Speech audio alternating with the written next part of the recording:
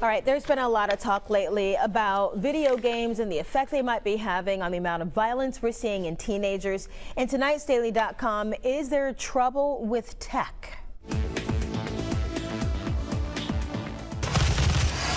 Do violent video games drive young people to do things like shoot up schools? It's a question that's been debated before, and now it's being raised again by President Trump in the wake of last month's mass shooting in South Florida. He's called the level of violence in video games and movies, quote, vicious, and thinks the issue needs to be discussed again, hosting a roundtable at the White House pitting video game makers against some of their harshest long-term critics. A spokesperson for the Entertainment Software Association, whose CEO attended that meeting, issued a statement that said video games are not the problem. Quote, entertainment is distributed and consumed globally, but the U.S. has an exponentially higher level of gun violence than any other nation, unquote. The Trump administration is not the first to question a link between mass shootings and video games. Following Sandy Hook, the Obama administration said Congress should fund research on the topic. And then Vice President Biden held similar meetings with video game industry representatives. The science, though, on a possible correlation between violence and video games remains vague, with many unable to make a conclusive connection. Today, more than 2/3 of U.S. homes, which is 67%, have a video game device. That is according to ESA. Only 11% of video games released in 2016 were rated for ages 17 and up. The average gamer, they say,